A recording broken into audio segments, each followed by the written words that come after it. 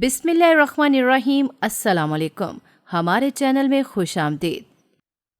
غربت کی چکی میں پستے پستے میں اتنا تھک چکی تھی کہ اب تنگ آ کر میں نے سوچا کیوں نہ میں صاحب کی بات مان ہی لیتی ہوں۔ یہ لوگ کافی امیر تھے اور ان کا پیسہ دیکھ کر مجھے ہر وقت جلن ہوتی رہتی تھی۔ میں چاہتی تھی کہ اتنا زیادہ پیسہ میرے پاس بھی ہو۔ آخر میرے پاس اتنا پیسہ کیوں نہیں ہے؟ میری اماں میرے لالچی پن سے اتنا تھک چکی تھی کہ اس نے مجھے کہا تھا جو کرنا چاہتی ہے جا کر کر، اور مجھے گھر سے بھی نکال دیا تھا۔ اماں کے گھر سے نکال دینے کے بعد سے میں ایک جھونپڑی میں ہی رہ رہی تھی۔ میرے ساتھ کام کرنے والی ایک لڑکی تھی، اسی کے ساتھ اس کی جھونپڑی پر رہتی تھی۔ وہ بہت ہی بد زبان تھی اور ہر وقت مجھ سے سارے کام کرواتی تھی، لیکن میری مجبوری تھی۔ سر چھپانے کا اور کوئی ٹھکانہ میرے پاس تھا ہی نہیں، اس لیے مجبوری میں مجھے یہیں رہنا پڑ رہا تھا۔ اب ایسے میں صاحب کی آفر مجھے بہت ہی معقول لگ رہی تھی، اسی لیے میں نے یہ بات ماننے کا فیصلہ کیا۔ لیکن قیامت اس وقت ٹوٹ پڑی جب میں نے اس کی بات مان لی۔ مجھے نہیں معلوم تھا کہ اس کی بات ماننے کے بعد میری زندگی مصیبتوں اور مسائل سے بھر کر رہ جائے گی۔ پیسے کے لالچ نے مجھے کہاں سے کہاں پہنچا دیا تھا۔ میری زندگی کی کہانی بہت ہی زیادہ سبق آموز ہے، اور اسے سمجھنے کے لیے آپ کو میری زندگی کی پوری کہانی سننا پڑے گی۔ میرا نام ریحانہ ہے اور میں ایک بہت ہی غریب گھرانے سے تعلق رکھتی ہوں۔ گھرانہ کیا کہوں کہ میری تو جھونپڑی تھی۔ ہم لوگ جھونپڑیوں میں رہتے تھے۔ پورا علاقہ جھونپڑیوں سے بھرا ہوا تھا۔ چند کپڑوں کو ڈنڈوں میں اٹکا کر ہم نے گھر نما شکل دے رکھی تھی۔ یہاں پر رہنے والا ہر دوسرا بندہ پریشان ہی رہتا تھا اور غلط کاموں میں پڑا رہتا تھا۔ نہ یہاں پر کوئی پردہ تھا اور نہ ہی کوئی شرم و حیا۔ سب کے سب لوگ انتہائی بدتمیز اور بدزبان تھے۔ میں بھی اسی ماحول میں پل بڑھ کر بڑی ہوئی تھی۔ یہاں پر کوئی صحیح اور غلط میں فرق نہیں کرتا تھا، بس پیٹ کو بھرنا ہی سب کا مقصد ہوتا تھا، چاہے چوری کر کے بھرو یا پھر کسی کو مار کر، اس بات سے کوئی فرق نہیں پڑتا تھا۔ ایسا نہیں تھا کہ جھونپڑیوں میں رہنے والے سارے لوگ ہی خراب ہوتے ہیں، لیکن ہاں، زیادہ تر کی تعداد ایسی ہی ہوتی ہے۔ اس کے پیچھے ہی بہت ساری وجوہات ہیں۔ سب سے بڑی وجہ تو غربت، پیسے کا بالکل ہی نہ ہونا۔ چند نوالے کھانا کھانے کے لیے بھی ہم ایک دوسرے کو مرنے مارنے پر آ جاتے تھے۔ بھوک ایک ایسی شے ہے جو انسان سے کچھ بھی کروا لیتی ہے، اور میں تو شروع سے گرم مزاج کی تھی۔ اگر کہیں پر بھی مجھے کوئی ایک لفظ بھی کہہ دیتا تھا تو مجھ سے برداشت نہیں ہوتا تھا۔ جن جھونپڑیوں میں ہم رہتے تھے، اس کے بالکل سامنے ہی روڈ پار کر کے 6 بلڈنگز بنی ہوئی تھیں اور کچھ بنگلے بھی بنے ہوئے تھے۔ جھونپڑی کی زیادہ تر عورتیں ان بنگلوں میں ہی کام کرتی تھیں۔ زیادہ صاف صفائی کا ہی کام ہوا کرتا تھا۔ وہاں پر واپسی پر وہ اپنے گھر والوں کے لیے بچا کچا کھانا بھی لے آتی تھی۔ جھونپڑیوں کے زیادہ تر مرد نشہ وغیرہ کرنے میں مصروف رہتے تھے۔ کوئی ایک آدھ مرد ہی ہوگا جو کام وغیرہ کرتا ہوگا، ورنہ سب بیٹھ کر بیوی کی کمائی کھانا پسند کرتے تھے۔ یہ عزت ذلت کی باتیں مڈل کلاس گھرانوں میں ہی کی جاتی تھی۔ ہمارے ہاں عزت اور ذلت کی کوئی بات نہیں ہوتی تھی۔ جیسے تیسے کچھ بھی مل رہا ہے، اسے وہ ہر حال میں حاصل کرنا، یہی مقصد ہمارا ہوتا تھا، اور کچھ بھی نہیں۔ میرا باپ تو میرے بچپن میں ہی گزر گیا تھا۔ باپ نام کی کوئی چیز میں نے کبھی دیکھی ہی نہیں تھی۔ 6 بہن بھائی تھے ہم لوگ، میں سب سے چھوٹی تھی۔ یہیں انہی جھونپڑیوں میں ہم پلتے بڑھتے تھے، اور یہیں پر ہماری شادیاں کر دی جاتی تھیں، اور یہیں پر ہمارے خاندان بنتے تھے۔ میری بڑی 3 بہنیں، ان سب کی شادیاں میں نے یہیں جھونپڑی میں موجود لڑکوں سے کی تھیں۔ سب کے شوہر نکمے تھے اور اکثر نشئی بھی۔ میری بڑی بہن کو تو اس کا شوہر نشے کے لیے اکثر مارتا رہتا تھا۔ جب بھی اسے نشہ کرنے کو نہ ملتا تو وہ مار مار کر میری بہن پر اپنا غصہ نکالتا تھا۔ ہر وقت اس کے چہرے بازو پر نیل ہی نیل پڑے رہتے تھے۔ مجھے بہت غصہ آتا۔ میں اماں سے کہتی، تو نے ایسے مرد سے اس کی شادی ہی کیوں کی ہے؟ اماں کہتی کہ چپ رہ، وہ اس کا شوہر ہے، بس اس کا گھر بسا رہنا چاہیے۔ حیرت تو مجھے اپنی بہن کے رویے پر ہوتی تھی۔ وہ چپ چاپ اپنے شوہر سے مار کھاتی اور پھر اس کی ہی خدمت کیا کرتی تھی۔ نہ جانے ایسا کیا گھمنڈ تھا ان سب مردوں کو، مجھے تو کچھ سمجھ میں ہی نہیں آتا تھا۔ مرد تو مرد، یہاں کی عورتیں بھی بہت ہی بدتمیز تھیں۔ ہمارے برابر والی جھونپڑی میں ہی ایک عورت رہتی تھی، اس کی اپنے شوہر سے بالکل نہیں بنتی تھی۔ وہ دونوں میاں بیوی ہر وقت ایک دوسرے کو مارتے رہتے تھے، یہاں تک کہ جب اس نے اپنے بیٹے کی شادی کی تو اپنی بہو کو بھی خوب ٹائٹ کر کے رکھا۔ میں بچپن سے جھونپڑی سے تھوڑا دور ایک گندے سے علاقے میں بیٹھ کر کھیلا کرتی تھی۔ پاس ہی ریلوے اسٹیشن بنا ہوا تھا، کبھی کبھی بھاگ کر ہم وہاں پر بھی چلے جاتے تھے۔ ریل گاڑی دیکھنا ہماری واحد تفریح تھی۔ جب بھی ریل گاڑی آتی ہم سب بھاگ کر اسٹیشن پر پہنچ جاتے کہ کوئی ہمیں کچھ پیسے ہی دے دے گا۔ مجھے بھیک مانگنے کا بہت ہی زیادہ شوق تھا۔ شاید آپ کو سن کر عجیب لگے گا، لیکن یہ سچ تھا۔ جھولی میں چند سکے دیکھ کر میری خوشی کی انتہا نہیں رہتی تھی، اور میں ریڑھی سے جا کر بھاگ بھاگ کر الٹی سیدھی چیزیں لے کر کھاتی تھی، اور اکثر بیمار پڑی رہتی تھی۔ ابھی میں 10 سال کی ہی ہوئی تھی کہ اماں نے مجھ سے کہا کہ اب سے تو میرے ساتھ کام پر جایا کرے گی۔ وہ زبردستی مجھے اپنے ساتھ اس بنگلے پر لے گئیں جہاں وہ کام کرتی تھیں۔ میں ننگے پاؤں گندے کپڑے پہنے ہوئے جب اس بنگلے کے سامنے کھڑی ہوئی تو اپنا آپ مجھے بالکل ہی ناکارہ لگ رہا تھا۔ اتنا خوبصورت بنگلہ! میں نے اماں سے کہا کہ میں اتنی گندی اس میں قدم کیسے رکھوں گی؟ اماں نے کہا کہ چپ کر کے اندر چل، ہمارا کام کرنا ہے۔ وہ مجھے ساتھ لے کر اندر چلی آئیں، مالکن سے مجھے ملوایا اور کہا کہ آج سے یہ بھی یہاں پر کام کرے گی۔ مالکن نے بولا یہ تو بہت چھوٹی ہے، پہلے اس کا حلیہ ٹھیک کراؤ۔ اس نے اماں سے کہہ کر کچھ کپڑے نکلوائے اور کہا کہ اسے ڈھنگ کے کپڑے دو، اب کیا ایسے گندی میرے گھر میں کام کرے گی؟ مالکن کی آنکھوں میں میرے لیے نفرت اور حقارت تھی، جسے دیکھ کر مجھے سخت غصہ چڑھا، لیکن اس کے دیے ہوئے کپڑے خوبصورت تھے، اسی لیے اس کی آنکھوں سے جھلکتی حقارت کو نظر انداز کر کے میں نے جھٹ سے وہ کپڑے لیے، نہا دھو کر وہ کپڑے پہنے۔ اب میرا حلیہ کافی بہتر ہو چکا تھا اور میں بہت خوبصورت بھی لگ رہی تھی۔ بار بار خود کو آئینے میں دیکھتی۔ اماں نے سختی سے مجھ سے کہا تھا کہ گھر کے کسی بھی حصے میں مت جانا، میرے ساتھ بس کچن میں رہنا، ہم صاف صفائی کر کے یہاں سے باہر نکل جائیں گے۔ اگر تو نے کسی بھی چیز کو ہاتھ لگایا یا خراب کی تو یاد رکھنا وہ لوگ تجھے بہت زیادہ سزا دیں گے۔ اماں کی ڈرانے پر میں ڈر گئی۔ اماں مجھے کچن میں کام کرنے والی ایک عورت کے پاس بٹھا کر گھر کی صفائی ستھرائی میں لگ گئیں۔ اماں کا کہنا تھا کہ تیرا کام اس عورت کا ہاتھ بٹانا ہے، جس کے تھوڑے بہت پیسے تجھے ملیں گے۔ میں نے کہا ٹھیک ہے۔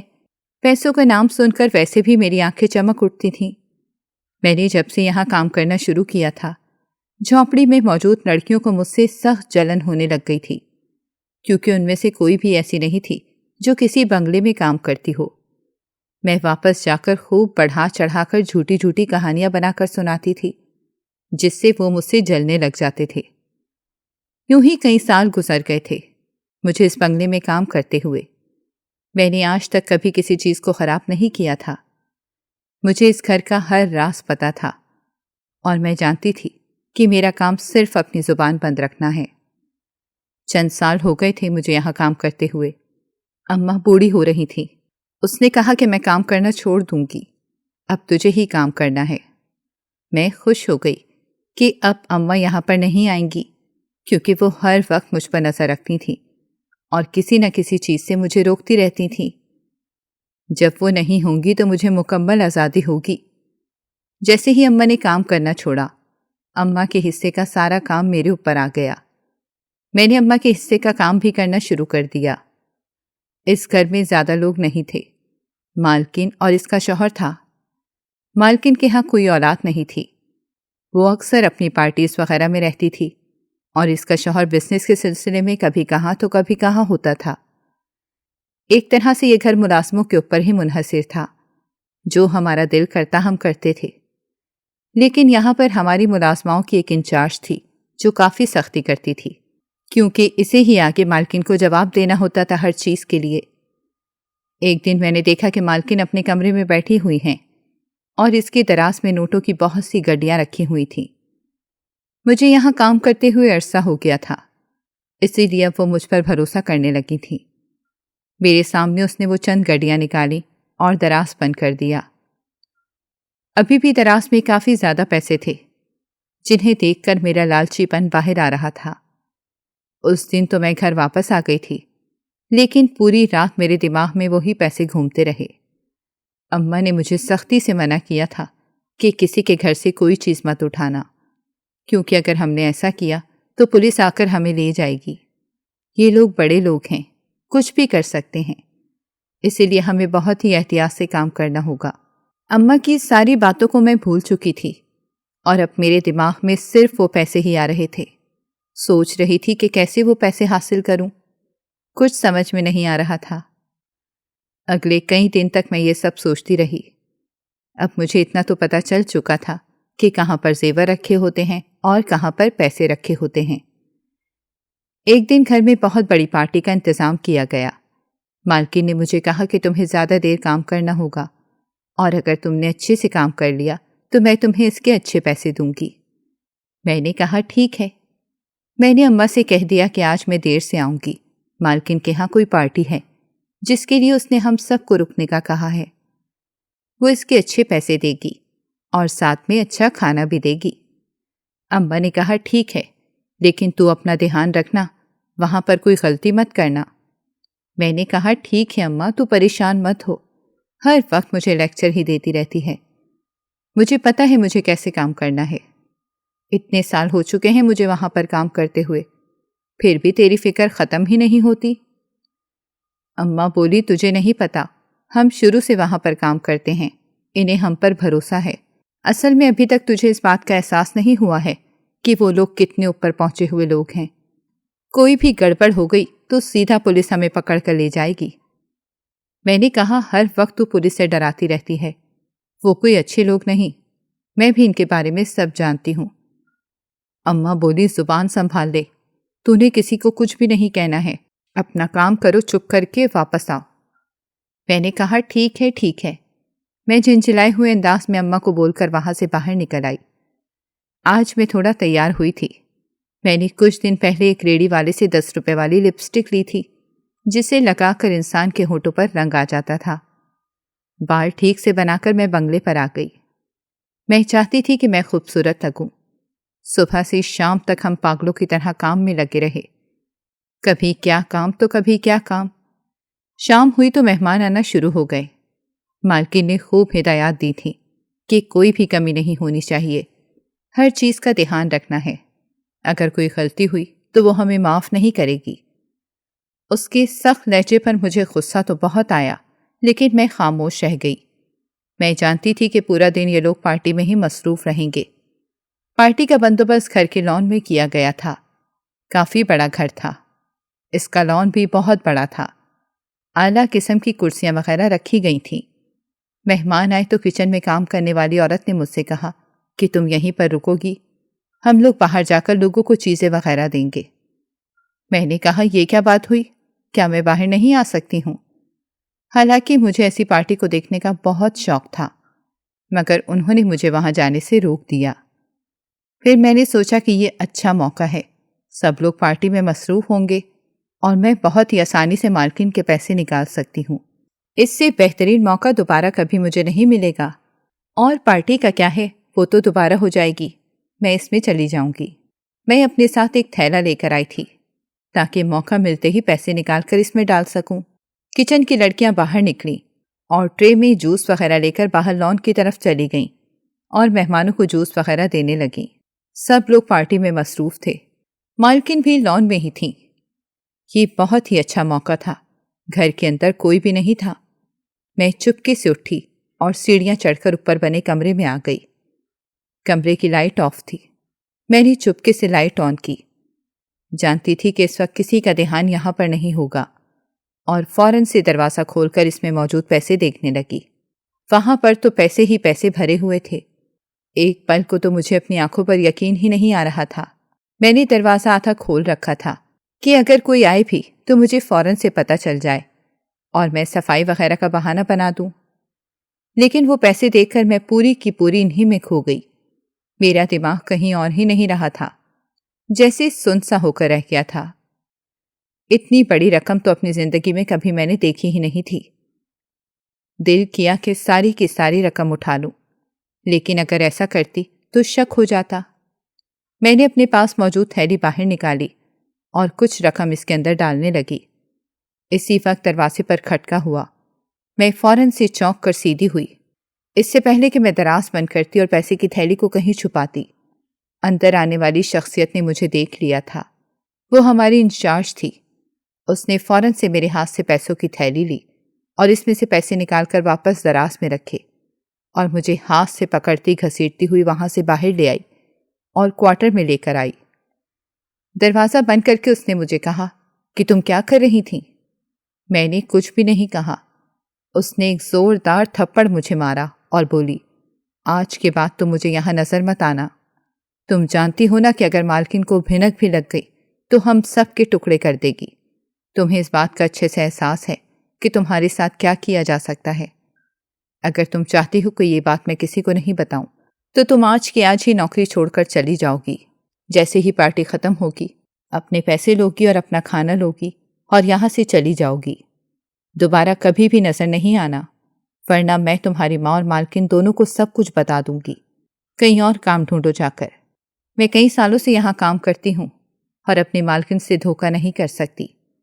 تمہارے لیے یہی بہتر ہے کہ تم یہاں سے چلی جاؤ۔ وہ انتہائی غصے میں تھی اور میں جانتی تھی کہ جو مجھ سے کہہ رہی ہے وہ کر بھی دے گی۔ وہ مالکن کی لاڈلی تھی اور جو وہ کہتی تھی مالکن اس کی بات پر یقین کرتی تھی۔ اس کے سامنے تو مالکن میری کوئی بھی بات نہ سنتی۔ بہتر یہی تھا کہ میں چپ چاپ یہاں سے چلی جاؤں، ورنہ ہر جگہ بدنام ہو جاتی تو مجھے کوئی بھی کام نہیں دیتا۔ پارٹی ختم ہونے تک میں ایک جگہ پر خاموشی سے بیٹھی رہی۔ جیسے ہی پارٹی ختم ہوئی مجھے میرے حصے کے پیسے دیے گئے اور کھانا دیا گیا۔ میں وہ لے کر تھکی قدموں سے واپس آ گئی۔ گھر آئی تو اماں نے کہا، تیرا چہرہ کیوں اترا ہوا ہے؟ کیا کوئی بات ہوئی ہے؟ میں نے غصے سے کہا کہ کچھ نہیں ہوا ہے، کھانا رکھا ہے کھا لو۔ اماں نے کہا، کیا ہوا؟ تو نہیں کھائے گی؟ ویسے تو تجھے ایسے کھانے کا بہت شوق ہے۔ میں نے کہا، مجھے زہر لا دے، میں وہ کھا لیتی ہوں۔ اماں بولی، کیا ہوا؟ کیوں اتنا غصہ کر رہی ہے؟ اماں کے بار بار ایک ہی بات پوچھنے پر میں نے اس کو ساری بات بتا دی، جسے سن کر وہ سخت غصہ ہو گئی اور بولی، شکر کر نعیمہ نے تیرے بارے میں کسی کو کچھ بتایا نہیں ہے۔ نعیمہ ہماری انچارج کا نام تھا۔ میں نے کہا، ٹھیک ہے، اس نے مجھے کہا ہے کہ آج کے بعد سے کام پر مت آنا۔ یہ بات سن کر اماں کا دماغ گھوم گیا اور بولی، برباد کر دیا تو نے سب کچھ، اب بتا ہم کھائیں گے کہاں سے؟ اگر تو کام نہیں کرے گی تو ہم کیا کریں گے؟ ہر وقت تو لالچی پن کرتی رہتی ہے۔ اب خاموشی سے گھر بیٹھ، میں کچھ دن میں تیرے لیے کوئی اور کام ڈھونڈتی ہوں۔ میں نے اماں کو آگے سے کچھ نہیں کہا اور خاموشی سے جا کر لیٹ گئی۔ پوری رات مجھے نیند نہیں آئی تھی۔ میں جانتی تھی کہ مجھ سے اگر یہ کام چھن گیا تو دوسرا کام ڈھونڈنے میں بہت مشکل ہوگی، اور اگر کام نہیں ہوگا تو پیسے نہیں ہوں گے، پیسے نہیں ہوں گے تو کھائیں گے کہاں سے؟ صبح اٹھی تو اماں نے مجھے خوب باتیں بھی سنائیں اور ساری جھونپڑی والوں کو یہ بات پتہ چل گئی کہ میں چوری کرتے ہوئے پکڑی گئی ہوں۔ سب میرے اوپر ہنس رہے تھے اور میرا مذاق اڑا رہے تھے۔ وہ لڑکیاں جو مجھ سے جلتی تھیں اب بیٹھ کر میرے بارے میں باتیں کر رہی تھیں۔ اتنی بے بسی تو میں نے کبھی محسوس نہیں کی تھی۔ مجھے بہت غصہ آیا۔ اگلے ہی دن میں وہاں بنی بلڈنگز میں سے ایک بلڈنگ میں گئی اور وہاں پتہ کیا کہ کوئی کام ہے یا نہیں۔ وہاں پر ایک فلیٹ میں ایک فیملی کو کام والی کی ضرورت تھی۔ اس نے فوراً سے کہا کہ میں یہاں کام کرنا چاہتی ہوں۔ میں نے فوراً سے کہا کہ میں یہاں کام کرنا چاہتی ہوں۔ انہوں نے مجھ سے پوچھا کہ پہلے والی نوکری کیوں چھوڑی؟ میں نے کہا ان کا کافی بڑا بنگلہ تھا، وہاں کام کرنے میں مجھے مشکل ہو رہی تھی۔ میں نے بہانہ بنا لیا تھا۔ بہرحال انہیں کام والی چاہیے تھی، اسی لیے انہوں نے مجھے فوراً سے کام پر رکھ لیا۔ یہ کوئی معمولی فلیٹس نہیں تھے، بڑے بڑے فلیٹس بنے ہوئے تھے۔ میں گھر آئی اور اماں سے کہا کہ مجھے کام مل گیا ہے۔ اماں بولی، اتنی جلدی کام کیسے مل گیا؟ میں نے کہا، سامنے والی بلڈنگ میں کام ملا ہے، اب میں روز وہیں جایا کروں گی۔ ان کا گھر اتنا بڑا بھی نہیں ہے اور آسانی سے کام ہو جائے گا، اور میرے سر پہ کوئی ملازمہ بھی نہیں ہے جو ہر وقت مجھے حکم دیتی رہے۔ اماں نے کہا کہ دیکھ، وہاں جا کر کوئی رنگ مت چڑھانا۔ اگر تو نے کچھ الٹا سیدھا کام کیا تو تجھے باہر نکال دیں گے۔ اگر تو نے کچھ الٹا سیدھا کام کیا تو وہ تجھے باہر نکال دیں گے۔ میں نے کہا، ٹھیک ہے، میں کچھ نہیں کروں گی، اور مجھے اپنا کام اچھے سے پتہ ہے۔ وہ مجھے اچھی تنخواہ دے رہے تھے۔ میں وہاں روز کام کے لیے جاتی، اپنی مرضی سے کام کرتی تھی اور واپس آ جاتی۔ مالکن کی ایک ہی بیٹی تھی اور اس کا شوہر اکثر باہر رہتا تھا۔ وہ اپنے کام کے سلسلے میں دوسرے شہر میں زیادہ رہتا تھا اور گھر کم آتا تھا۔ مجھے یہاں پر کام کرنے میں کافی آسانی ہوتی تھی۔ ایک دن مالکن نے مجھے بتایا کہ اس کی بیٹی کی شادی ہونے والی ہے، کچھ ہی مہینے میں ہم شادی کر دیں گے، اس لیے تیاریوں میں کافی وقت لگے گا، تو تمہیں میرا ہاتھ بٹانا ہوگا، میں تمہیں اس کے الگ سے پیسے دوں گی۔ یہاں پر ہمارے اور کوئی خاص رشتہ دار ہیں نہیں جن سے میں مدد لے سکوں۔ میں نے کہا ٹھیک ہے۔ وہ مجھ پر کافی بھروسہ کرتی تھیں۔ وہ مجھے اپنے ساتھ شاپنگ وغیرہ پر لے جاتیں اور اس نے مجھے بھی اچھے خاصے کپڑے وغیرہ لے کر دیے تھے اور کہا تھا کہ تم شادی پہ اچھے سے تیار ہو جانا۔ میں کافی خوش ہوئی کہ وہ میرے لیے اتنا کچھ کر رہی ہیں۔ اب میرے دن دوبارہ سے بدل گئے تھے۔ میں خوب بڑھا چڑھا کر اپنے بارے میں اور اپنی مالکن کے بارے میں باتیں کرتی تھی، لیکن اب سب مجھے چور چور بھی کہتے تھے۔ لیکن مجھے اس بات سے کوئی فرق پڑتا نہیں تھا، اسی لیے میں دھیان نہیں دیتی تھی۔ ایک دن مالکن نے مجھ سے کہا کہ گھر کی اچھے سے صفائی وغیرہ کر لینا، لڑکے والے آج ہم سے ملنے آئیں گے۔ میں نے کہا ٹھیک ہے۔ اب تک میں نے لڑکے کو دیکھا نہیں تھا۔ مجھے بھی تجسس ہو رہا تھا کہ کون لڑکا ہے۔ مالکن کی بیٹی تو ویسے کافی خوبصورت تھی۔ اس نے مجھے بتایا تھا کہ وہ اپنی پسند سے شادی کر رہی ہے اور کافی خوش بھی نظر آ رہی تھی۔ میں نے گھر کی صاف صفائی کی اور مالکن سے کہا کہ کیا میں چلی جاؤں؟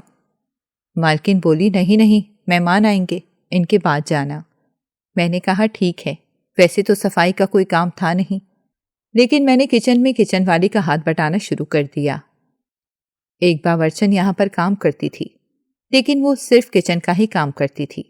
آج کام زیادہ تھا تو میں نے سوچا کہ چلو اس کا ہاتھ بٹا دیتی ہوں۔ کچھ دیر میں ہی مہمان آ گئے۔ میں نے دیکھا کہ ان کا خاندان کوئی لمبا چوڑا نہیں تھا، صرف لڑکا تھا اور اس کے ماں باپ تھے۔ لڑکا بہت ہی خوبصورت تھا، دکھنے میں صاف لگ رہا تھا کہ کافی امیر فیملی کے لوگ ہیں۔ اس کے ماں باپ یہاں نہیں رہتے تھے بلکہ باہر ملک رہتے تھے۔ وہ یہاں پر اکیلا رہتا تھا۔ تقریباً کئی گھنٹے تک وہ لوگ وہیں پر رہے اور جب چلے گئے تو مالکن نے مجھ سے کہا کہ لڑکا اچھا ہے نا؟ میں نے کہا جی۔ تو وہ بولی بہت ہی فرما بردار بچہ ہے، میری بیٹی کے لیے بہت اچھا ثابت ہوگا۔ ویسے بھی میری بیٹی نے کون سا رخصت ہو کر جانا ہے؟ مالکن کی اس بات پر میں چونک گئی۔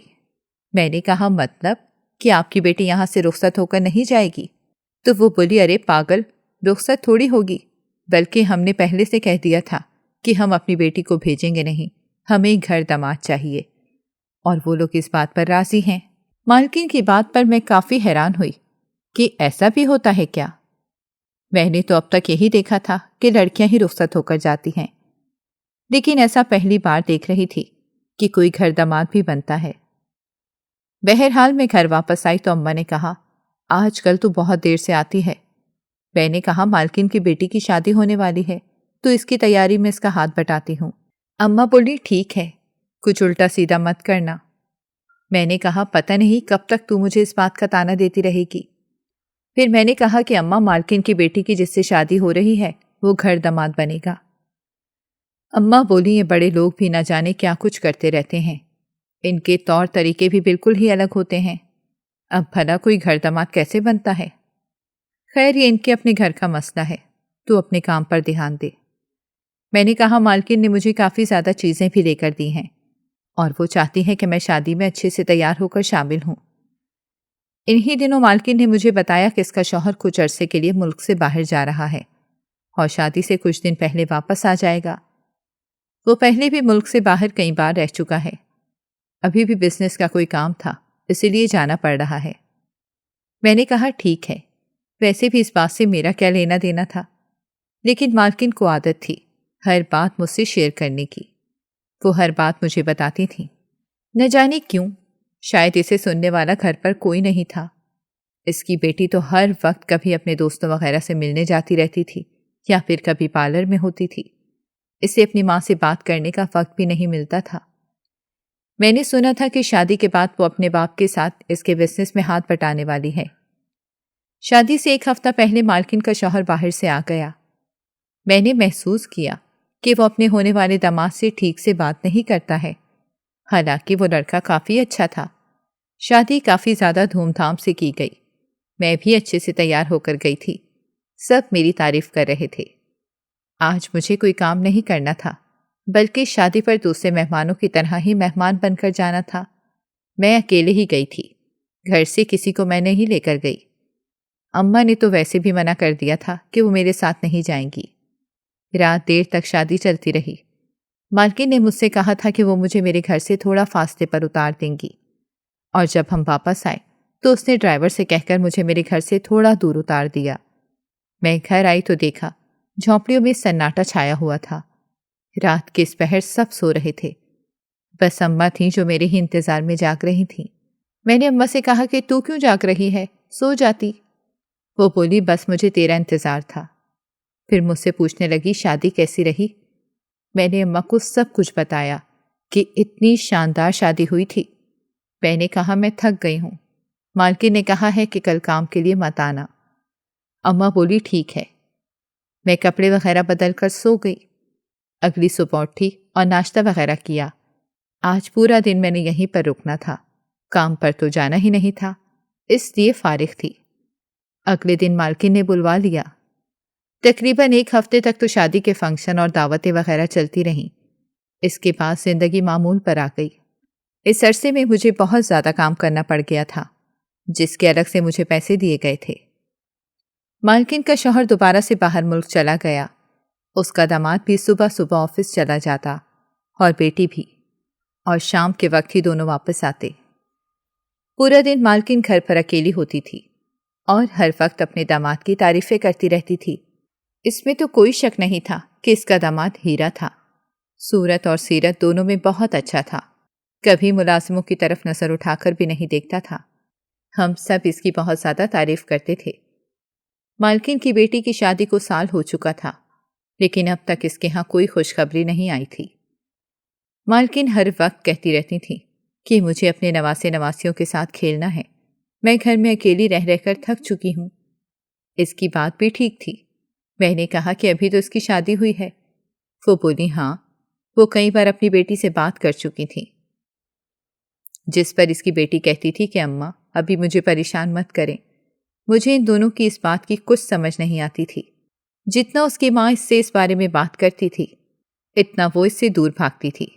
حالانکہ وہ یہ سب باتیں میرے سامنے تو نہیں کرتی تھی، لیکن میں چھپ کے یہ سب باتیں سن لیتی تھی۔ یوں ہی 2 سال گزر گئے۔ دونوں کے ہاں کوئی اولاد نہیں ہوئی تھی، اور اس بارے میں دونوں کچھ بھی نہیں کہتے تھے۔ میں جانتی تھی کہ مالکن کو کچھ نہ کچھ ضرور پتا ہے اور اسے کوئی بات پریشان کر رہی ہے، لیکن میں ملازمہ تھی، اس سے کچھ پوچھ نہیں سکتی تھی۔ ایک دن مالکن نے بتایا کہ اس کا شوہر واپس آ رہا ہے۔ گھر پر اچھی خاصی تیاریاں کی گئیں۔ جب اس کا شوہر آیا تو کچھ دن بعد اس نے مجھ سے کہا کہ تم یہاں کب سے کام کر رہی ہو؟ میں نے کہا تقریباً مجھے 2.5 سال تو ہو ہی گئے ہیں۔ تو وہ بولا ٹھیک ہے۔ پھر اس نے مجھ سے اپنے داماد کے بارے میں بہت سے سوالات کیے۔ میں نے اسے یہی بتایا کہ وہ کافی اچھا انسان ہے، لیکن یوں لگتا تھا جیسے وہ اپنے داماد کو بالکل بھی پسند نہیں کرتا ہے۔ اس دن تو اس نے مجھ سے کہا کہ دیکھا، مجھے اپنا داماد بالکل بھی پسند نہیں ہے، اور یہ میری بیٹی کے لیے بالکل اچھا نہیں ہے، لیکن میری بیٹی اس بات کو بالکل سمجھتی نہیں ہے۔ تم میری مدد کرو اور کسی بھی طرح سے میری بیٹی کی اس سے طلاق کرا دو۔ میں نہیں چاہتا کہ وہ میری بیٹی کے آس پاس رہے۔ میں تمہیں اس کے بہت اچھے پیسے دوں گا۔ مالک کے منہ سے یہ سب سن کر میں پریشان ہو گئی۔ میں نے کہا کہ میں یہ سب کیسے کر سکتی ہوں، وہ دونوں تو بہت خوش ہیں۔ تو وہ بولا جو میں تم سے کہہ رہا ہوں صرف وہی کرو، میں تمہیں بہت بڑی رقم دوں گا۔ پیسے کا سن کر ایک بار پھر سے میرے اندر کا لالچی پن باہر آ گیا، لیکن میں اس بار خود اکیلے کچھ بھی نہیں کرنا چاہتی تھی۔ اس لیے گھر آ کر میں نے بہت بار اس بارے میں سوچا اور پھر اماں سے اس بات کا ذکر کیا۔ اماں کو میں نے ہر طرح سے بنانے کی کوشش کی کہ وہ ہمیں بہت اچھے پیسے دیں گے، ہماری زندگی بدل جائے گی، لیکن اماں نے مجھے خوب مارا اور گھر سے نکال دیا اور کہا کہ آئندہ یہاں پر مت آنا۔ میں روتے روتے گھر سے باہر نکل گئی۔ مالکن کے گھر میں جو کھانا پکانے کا کام کرتی تھی، اس نے مجھ سے کہا کہ پاس کے بنگلے میں ایک لڑکی کام کرتی ہے، جو کہ میری جاننے والی ہے، وہ بھی دور کسی جھونپڑی میں رہتی ہے۔ اگر تم چاہو تو اس کے ساتھ رہ لو۔ میں نے اسے یہ تو نہیں بتایا تھا کہ ماں نے مجھے کیوں نکالا ہے، لیکن بس جھوٹا بہانہ بنا دیا تھا۔ اب میں اس لڑکی کے ساتھ رہنے لگ گئی تھی۔ وہ کافی زیادہ سخت مزاج تھی اور سارا کام مجھ سے کرواتی اور ہر وقت مجھے باتیں بھی سناتی تھی، لیکن میری مجبوری تھی، مجھے یہاں پر رہنا ہی تھا اور کوئی جگہ نہیں تھی رہنے کی۔ سڑک پر تو پڑی نہیں رہ سکتی تھی۔ میں نے کئی دن سوچا اور مالک کو ہاں کر دیا۔ میں نے کہا ٹھیک ہے، میں آپ کی مدد کروں گی، اس کے بدلے مجھے پیسے چاہیے ہوں گے۔ اس نے کہا ٹھیک ہے، میں تمہیں پیسے دے دوں گا۔ اس نے مجھے کافی زیادہ پیسے دیے، جن سے میں نے کمرے کا گھر کرائے پر لے لیا اور وہاں رہنا شروع کر دیا۔ میں خوش تھی کہ میری زندگی بدل رہی ہے۔ ایک دن میں نے سب کے سامنے جا کر کہہ دیا کہ میں پریگننٹ ہوں اور میرے بچے کا باپ آپ کا داماد ہے۔ میں نہیں جانتی تھی کہ سب کو سن کر مالکن میرے ساتھ کیا کرے گی، لیکن مجھے اتنا ضرور پتا تھا کہ وہ مجھے فٹافٹ یہاں سے باہر نکال دے گی۔ میں دل ہی دل میں پریشان بھی ہو رہی تھی، لیکن اب میں نے قدم اٹھا ہی لیا تھا، اس لیے مجھے اب اس جھوٹ کو نبھانا تھا۔ لیکن یہ دیکھ کر میری حیرت کی انتہا نہ رہی کہ جیسے ہی میں نے مالکن کو بتایا کہ میں پریگننٹ ہوں اور میرے بچے کا باپ آپ کا داماد ہے، اس نے فوراً سے مجھے اپنے پاس بلایا اور میرے ہاتھ چومنے لگی اور پھر میری طرف دیکھ کر کہا، مبارک ہو، بہت بہت مبارک ہو۔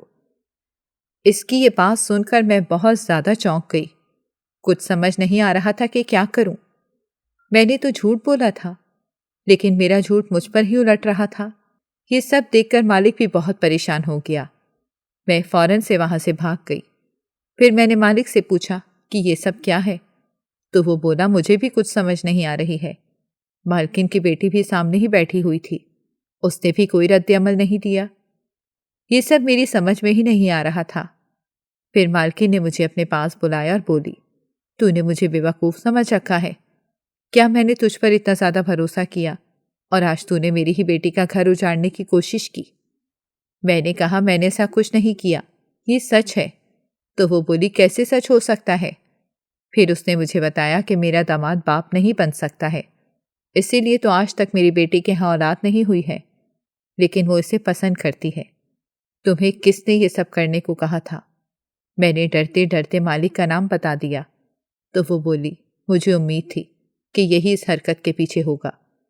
مجھے تو کچھ سمجھ ہی نہیں آ رہی تھی کہ ان کے بیچ کیا چل رہا ہے۔ پھر اس نے مجھے بتایا کہ یہ میری بیٹی کا ستیلا باپ ہے اور شروع سے ہی میری بیٹی سے سخت نفرت کرتا ہے۔ میرے پہلے شوہر کی وفات میری بیٹی کی پیدائش سے 2 مہینے پہلے ہی ہو گئی تھی۔ وہ کافی امیر تھا۔ بعد میں نے اس شخص سے شادی کر لی۔ اس نے صرف میری دولت کے پیچھے مجھ سے شادی کی اور کبھی بھی میری بیٹی کو اپنی بیٹی نہیں سمجھا۔ جب میں نے اپنی بیٹی کی شادی کی تو یہ ہرگز نہیں چاہتا تھا کہ یہاں پر شادی ہو، بلکہ اس کی کوشش تھی کہ اس کے بھتیجے کے ساتھ میری بیٹی کی شادی ہو اور تمام جائیداد کا مالک یہ بن جائے، کیونکہ تمام جائیداد اصل میں میری بیٹی کے نام پر ہے اور جائیداد کے لالچ میں اس نے اتنا گھناؤنا کھیل کھیلا اور تمہیں بھی اس کا شکار بنا لیا۔ لیکن مجھے تم سے تو یہ امید ہرگز نہیں تھی۔ مالکن کے کہنے پر میں شرمندگی سے زمین میں گڑ کر رہ گئی تھی۔ میری ماں نے ہمیشہ مجھے یہی سمجھایا تھا کہ لالچی پن چھوڑ دو، مگر میں نے اس کی کوئی بات نہیں سنی تھی اور آج اپنے لالچی پن کی وجہ سے میں نے سب برباد کر دیا تھا۔ پہلے میں نے ایک گھر میں چوری کرنی چاہی تھی اور دوسرے گھر میں نے ان کی بیٹی کی زندگی ہی تباہ کر دینی چاہی تھی۔ میں نہیں جانتی تھی کہ مالک نے مجھے اپنے جال میں پھنسایا ہے اور وہ مجھے استعمال کر کے اب وہاں سے بھاگ گیا تھا۔ وہ گھر جو میں نے کرائے پر لیا تھا اور وہ تمام پیسے مالکن نے مجھ سے واپس لے لیے اور مجھے کام سے بھی نکال دیا۔ اب میرے پاس رہنے کے لیے کوئی جگہ نہیں تھی۔ سمجھ نہیں آ رہا تھا کہ کہاں رہوں۔ جس لڑکی کے ساتھ میں پہلے رہتی تھی اب اس کے ساتھ دوبارہ رہ نہیں سکتی تھی۔ وہاں پر ہر جگہ میری بری شہرت ہو گئی تھی کہ میں لوگوں کے گھروں میں چوری وغیرہ کرتی ہوں اور بہت ہی لالچی ہوں۔ میں جانتی تھی کہ اب مجھے وہاں پر کوئی بھی کام نہیں دے گا۔ میں واپس جھونپڑی پر آئی اور اماں سے کہا کہ مجھے اپنے پاس رکھ لو، معافی بھی مانگی، لیکن اماں نے کہا کہ تو نے میری جتنی بدنامی کرنی تھی کر لی، اب میں تجھے اپنے پاس نہیں رکھوں گی۔ میں نے تجھے منع کیا تھا کہ لالچی پن میں دوسروں کی زندگی تباہ مت کر، لیکن تو نے میری بات کبھی نہیں سنی۔ اب چلی جا یہاں سے، دوبارہ مجھے اپنی شکل مت دکھانا۔ اماں کے اس رویے پر میرا دل ٹوٹ کر رہ گیا۔ میں نے سب سے جا کر معافی مانگی، اپنی مالکن اور اس کے داماد اور بیٹی سے بھی، مگر اس نے مجھے دوبارہ کام پر نہیں رکھا۔ کچھ دن بعد مجھے پتا چلا کہ اس نے اپنے شوہر کو طلاق دے دی ہے اور یہاں سے کہیں اور چلی گئی ہے۔ میں کئی دن سے سڑک پر رہ رہی تھی۔ اتنی ٹھنڈ میں روڈ پر سونا بہت مشکل تھا۔ بہت بار اماں سے کہا کہ مجھے گھر پر رہنے دے، اپنے ساتھ رکھ لے، کچھ بھی الٹا سیدھا نہیں کروں گی اب سے، مگر اماں نے منع کر دیا، جو ہمیشہ سڑک پر پڑے رہنے سے ڈرتی تھی اور ہمیشہ لالچی پن کرتی رہتی تھی، آج حقیقت میں سڑک کے کنارے پر پڑی ہوئی تھی۔ میرے پاس کچھ کھانے وغیرہ کو بھی نہیں تھا۔ کئی دن ہو گئے تھے مجھے یوں ہی رہتے ہوئے۔ پھر ایک دن ترس کھا کر اماں میرے پاس آئی اور بولی، چل اٹھ میرے ساتھ چل، میں تیری ماں ہوں، تجھے یوں سڑک پر نہیں چھوڑ سکتی ہوں۔ میں خوشی خوشی اماں کے ساتھ چلی آئی، لیکن اماں نے مجھے صاف صاف کہہ دیا تھا کہ اب تو کام پر نہیں جائے گی اور یہیں پر رہے گی۔ مجھے جھونپڑیوں میں رہنا بالکل پسند نہیں تھا، لیکن میری مجبوری تھی، اب مجھے یہیں پر رہنا تھا۔ اب اماں خود کام پر جاتی تھی اور میری دوسری بہن کو کام پر لے کر جاتی تھی، اور میں پورا دن جھونپڑی میں بیٹھ کر وہاں کی لڑکیوں کی باتیں اور تانے سنتی رہتی تھی۔ سب کہتے تھے کہ میری اس حرکت کے بعد اب مجھ سے کوئی شادی نہیں کرے گا۔ وہاں کی ساری عورتیں مجھ سے منہ موڑ چکی تھیں۔ ویسے بھی مجھے یہاں پر شادی کرنی بھی نہیں تھی، کیونکہ یہاں پر کوئی بھی ایسا نہیں تھا جس سے شادی کر کے سکون سے رہا جا سکتا تھا۔ میں اب بھی سدھری نہیں تھی۔